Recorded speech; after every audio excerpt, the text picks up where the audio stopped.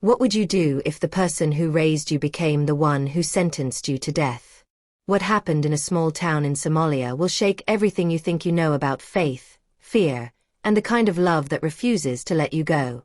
Stay with me, because you cannot afford to miss what comes next. Before we go further, drop a comment and tell me where in the world you are watching or reading from. Let us build a family here and pray for one another across every border. Note: this is a true story. No names are used due to serious security concerns and for the personal protection of everyone involved. I was born a girl in Koro, Somalia, in the spring of 1998. I was raised inside walls I never thought to question. Religion was not simply a personal matter in our town. It was the law of the land. Sharia law governed what we wore, how we walked, and what we whispered in private. And the punishment for any Muslim who turned to another faith was not shame or prison. It was public death in the open square, where every man, woman, and child was required to stand and watch. My father was one of the men who made sure that law was kept. He was respected and feared. When he gave an order, it was done without question. I loved him because he was my father. But I was afraid of a certainty that lived in his eyes that made him capable of things that still make me tremble. I was not a rebel. I believed our faith was the only truth. I had no pity for those punished in the square. I was a good daughter, safe inside my walls. I did not know yet that walls can also be a prison. Then came March the 4th, 2011. I was 13 years old. I stood in the town square among nearly 200 people. The air was heavy. A woman was brought out into the morning light, perhaps 30 years old, dressed in white, her hands bound behind her back. I had seen her before at the market. An ordinary woman who sold vegetables. What I was not prepared for was her face. It was peaceful. Completely, impossibly peaceful. I had seen people brought to the square before. They always begged. They wept. They promised anything to keep breathing. But this woman was not begging. She was walking slowly toward her own death, the way someone walks toward home after a long journey. My father stood at the front, straight and certain. He nodded to the guards and they began to move. She was given a final chance to take it all back. To deny the God she had chosen. To save herself. She looked out at the crowd with gentle eyes. When her gaze moved across my father's face, there was no hatred there. When it moved across mine, I felt something happen in my chest, as if she was seeing something inside me that I did not yet know was there. Then she spoke in a voice so clear every word reached me through the crowd. She told Jesus she was grateful.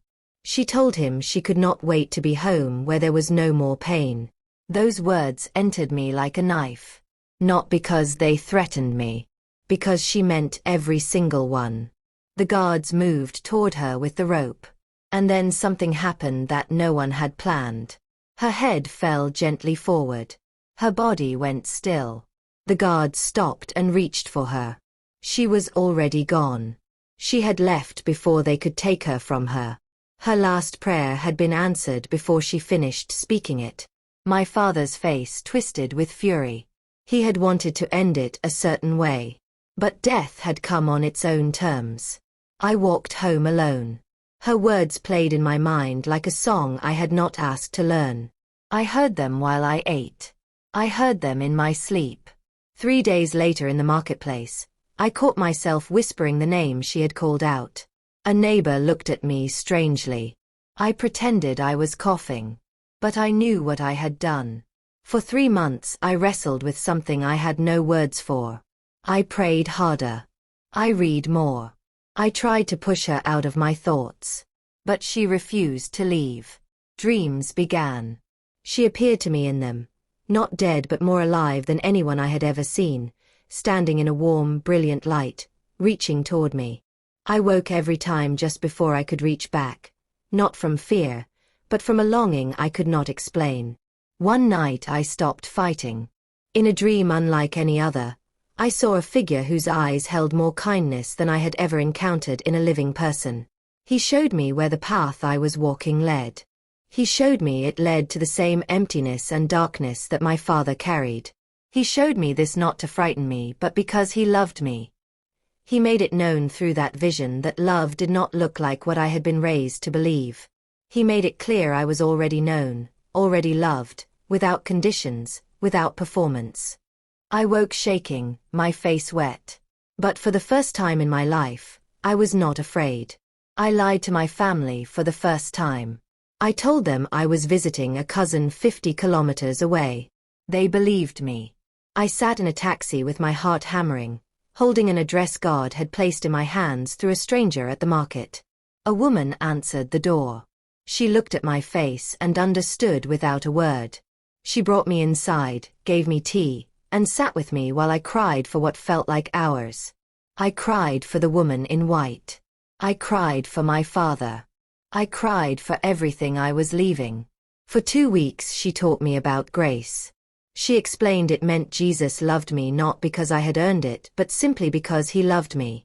Forgiveness was already paid for. Faith was not about being certain. It was about trusting someone even when you do not understand everything. I gave my heart to Jesus in that small living room.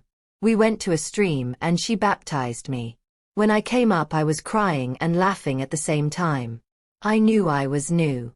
Going home after that was the hardest thing I had ever done. I tried to act the same. But something in me had changed so deeply it could not stay hidden. 3 months later, my father walked into my room without knocking. Morning light caught the small cross I wore against my heart. I watched his face change in the space of one breath. The love disappeared. What replaced it was identical to what I had seen in that square 2 years before. The fury of a man who believes he protects God by destroying the people who question him. He did not ask me to explain. He did not give me time. He dragged me by my hair to the council. He declared in front of everyone that his own daughter had betrayed their faith and chosen a foreign god over her family and her people. He told them what must happen now. They sentenced me to death before the sun set. Beheading. The following morning. My father did not look at me once. They put me in a cell that was dark and damp and cold. My hands were bound behind my back. My legs would not stop trembling. I had not eaten all day. The floor was wet stone. There was no light. There was nothing I could do with my hands, nothing I could reach, nothing I could fix. All I could do was pray. And so I prayed through the night in that dark, pressing my face against my knees, singing songs I barely knew the words to, while outside the guards prepared for morning.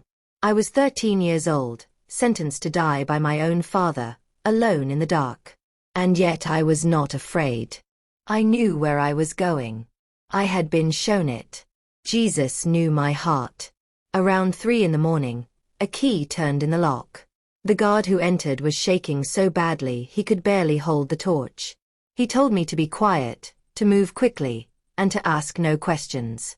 I looked at his face and saw something I recognized immediately. He was carrying the same thing I had carried for months. He told me later that he had been part of many executions. He had done things he could not close his eyes without seeing. But he could not stop thinking about the peace on the faces of those who died calling on Jesus. He revealed to me that one night Jesus came to him the same way Jesus had come to me, showed him the innocent blood on his hands, and made clear to him that it was time to choose. He wrestled all night. When morning came, he chose freedom. He chose to become a traitor to everything he had been told to be in order to become everything he was made to be. We walked out of that town before dawn. We were both fugitives who had left everything. But we were not alone. I felt his presence the way you feel warmth from a fire you cannot see. We made our way to a city where no one knew our faces. We found work and a church hidden inside a home.